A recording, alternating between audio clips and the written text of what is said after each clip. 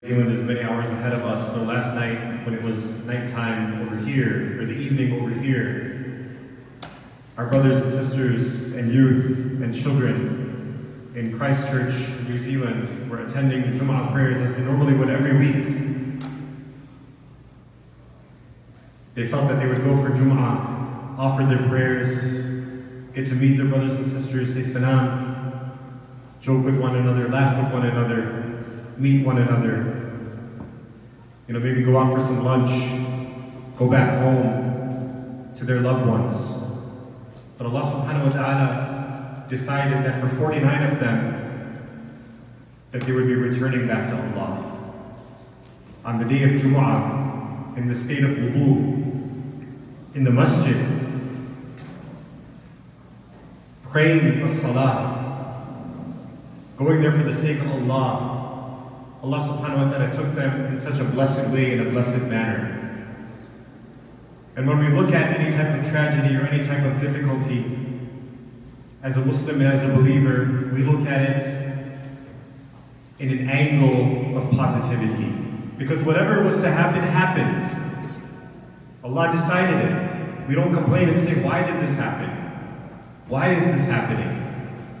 We don't say that. We are not taught to do that. This is what our deen prepares us for. This is what Islam prepares us for. That everything happens with the will of Allah. Whether it's something that is good for us, or something that is a difficulty for us. Remember, as a believer, we believe that whenever something happens that's good for us, we have an opportunity to thank Allah and make shukr, and make gratitude. That is a great part of our deen and our character. While on the other end of the spectrum, when a difficulty happens, what do? We are taught to have sabr and patience. React with sabr. That is what we are taught to do as Muslims and as believers. So we look at the positivity and we say Allah took these people in the best of ways. That they were there in the masjid, in the house of Allah, on a Jum'ah, and they were taken as shaheed, inshallah, in that state. We grieve with their families. We mourn them. We pray for them, that Allah gives them sabr and steadfastness in their deen. Because it's obviously a very difficult trial that they are going through right now. So just like our lives are temporary, similarly the feelings that we have in this life are temporary. A person experiences happiness, but that is temporary. Then something difficult arises. And then after that difficulty comes ease. فَإِنَّ مَعَ الْعُسْرِ يُسْرًا إِنَّ مَعَ الْعُسْرِ يُسْرًا. With hardship comes ease, with hardship comes ease. It's a cycle, it's a constant cycle. This life is a life of valleys, peaks, and valleys.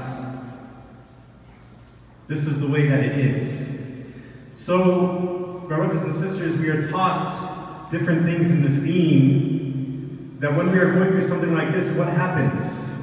There's a chain reaction. Even though this happened across the world, on the other side of the world, as far away as can be from St. Louis, it's something that still hits home, it hits our hearts. It feels like it happened locally because it affected us so greatly.